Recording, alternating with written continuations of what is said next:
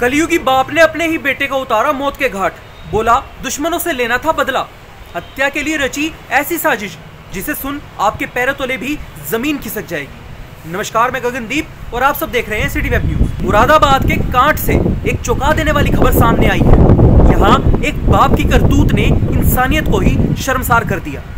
दुश्मनों को फंसाने के लिए एक खौफनाक साजिश रची, लेकिन उसने जो गड्ढा दूसरों के लिए खोदा था वह खुद ही उस गड्ढे में गिर गया। दरअसल उमरी कला नसीराबाद के रहने वाले 7 साल के मासूम हसन की हत्या उसके ही सौतेले बाप इद्रिस ने की थी।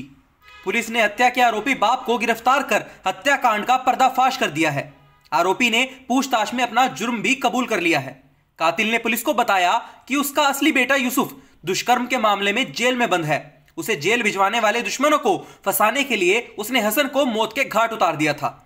एसएसपी हेमराज मीणा और एसपी देहात संदीप कुमार मीणा के अनुसार कांट के उमरी कला नसीराबाद के रहने वाले इद्रिस ने 19 जनवरी को अपने बेटे हसन 7 वर्षीय के लापता होने की रिपोर्ट दर्ज करवाई थी। आरोपी ने पुलिस को कहा था कि 18 जनवरी की सुबह 10 बजे हसन बिना बताए कहीं पर चला गया है। पुलिस बच्चे की तलाश में जुटी थी। इसी बीच 23 जनवरी को इलाके के दाड़ी महमूदपुर के चक रोड पर हसन की लाश पड़ी मिली थी। पुलिस ने शव को पोस्टमार्टम के लिए भेज दिया। पोस्टमार्टम रिपोर्ट में गला रेतकर हत्या करने की बात सामने आई। बच्चे की मां अंजुम और अन्य परिजनों के बयानों और शक के आधार पर पुलिस ने बच्चे हसन के सौतेले पिता इद्रिस को हिरासत में लिया।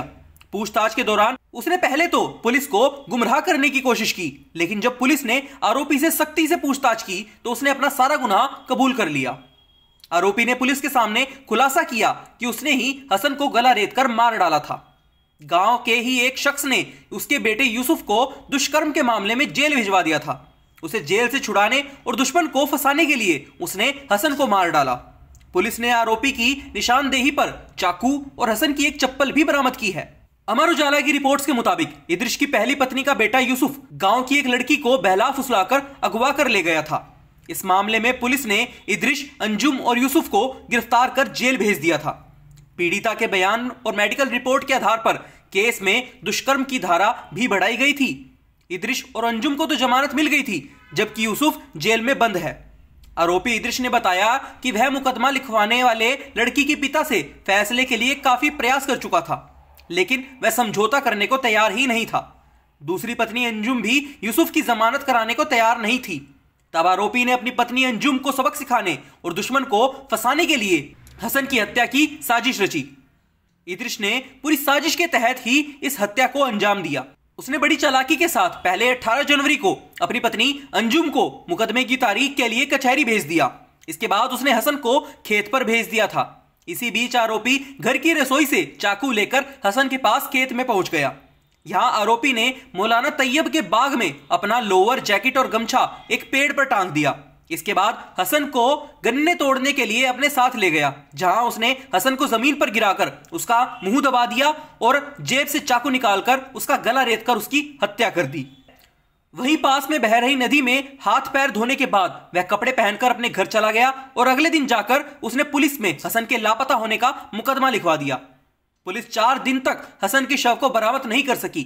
तब आरोपी ने खेत पर पहुंचकर गन्ने के खेत से शव को निकाला और चक रोड पर डाल दिया।